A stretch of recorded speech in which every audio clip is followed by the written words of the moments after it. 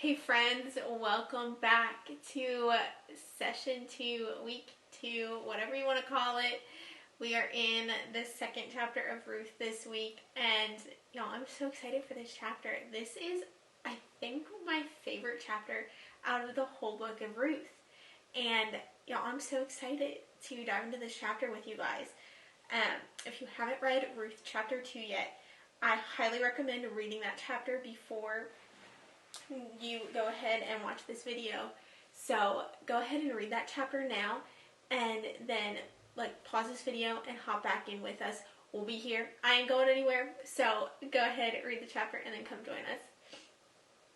So friends, like I said before, Ruth chapter 2 is my personal favorite in the whole journey of Ruth. And I think it's because Ruth chapter 1 is very much of this sad, somber tone to it, but at the end of it, Ruth chapter 1 ends with Naomi and Ruth arrived right as the barley harvest was beginning, and right there you see that glimmer of hope, because whenever something begins, hope arrives. And I think that's so neat. Whenever something starts, hope arrives.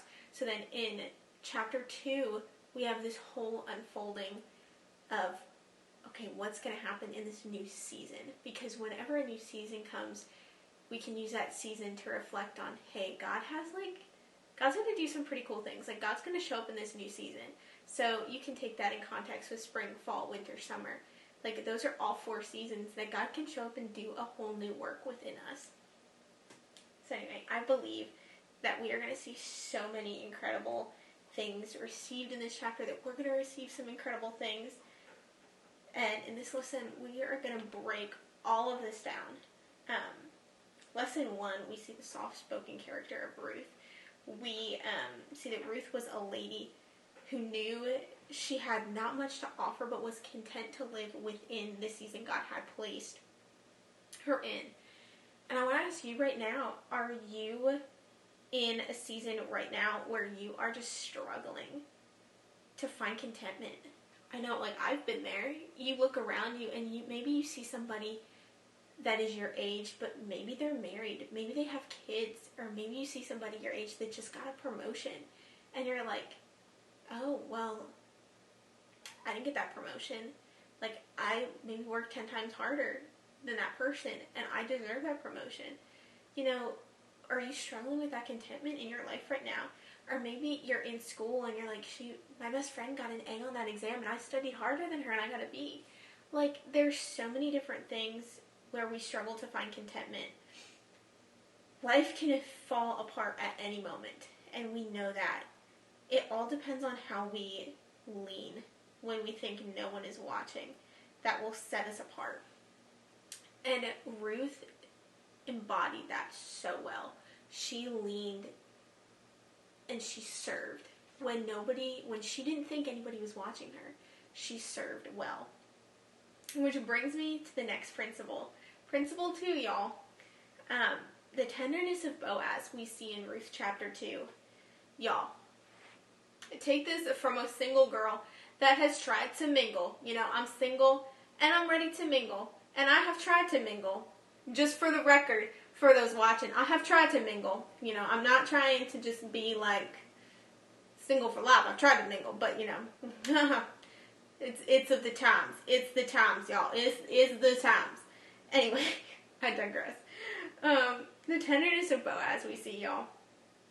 Today, some guys are just playing camped out in Creeper Town. I don't know how to say it better. I really don't. If you ever come to Nashville, if we ever meet in person, I would love to meet you. You will find out. We have a discussion about guys. They're camped out in Creeper Town. You ladies have seen what life looks like. You've seen probably the dating world. You've seen what life looks like in the dating world. You've seen what life looks like outside of the dating world. It's a wild adventure. For Ruth, she lived life undistracted. She saw what life looked like being married. She saw what life looked like being a widow. and now she just lived a life undistracted. So often as women, we become distracted by this, by that, and by the other. We become distracted by, okay, like, we need to get this done, but, oh, we have this over here to do, we have this project, we have that project, and we have all these things piling up until we're like, oh my goodness, I'm so overwhelmed. I don't know what I'm going to do. Holy cow. And Ruth kept her eyes on her work in the field. She knew she had one goal, and that was to provide for her and Naomi, now that they had set out on this venture here in Bethlehem. Boaz took note of her undistracted life. He saw that she was different than the other girls. He knew her backstory. He knew that she had two paths she could have ventured down. She could have ventured down the path of, this is how my life is, this is my lot, I'm going to live a very somber attitude, somber way. But she chose the other path, and she lived life undistracted. She was aware of what happened to her, but she was starting anew, starting afresh. He saw the woman behind everybody else. He saw the girl that was taking the back seat and gathering the leftovers. He approached her with a kindness, a compassion, an intentionality, knowing there was more to her story. And ladies, friends, sisters, be watchful of how a guy treats you. May he take notice like Boaz does Ruth. You know, our final principle is the obedience seen by Ruth obediently following Naomi to this unknown land. Y'all, I think of when I moved to Nashville from Pennsylvania, I didn't know anybody, and it was quite terrifying. But I can't imagine being Ruth going with Naomi, who she knew as her mother-in-law, who she respected as her mother-in-law, but they weren't blood family, and she followed her to an unknown land of Naomi's ancestors, not Ruth's ancestors, and culturally there was such a divide between Moabite and Naomi's family. There was such a divide there. Now, Ruth obediently goes into the field. She doesn't need Naomi to say, hey, Ruth, like, go do this, go do that. Ruth goes. Ruth doesn't take an over-serving to feed herself and Naomi. She takes just enough. And I think that is so key. You know, don't overindulge yourself in the area you're in. Take enough, and God will provide for you. He will give you all that you ask for and more. What season are you in right now? Where you simply need to walk in obedience with the Master.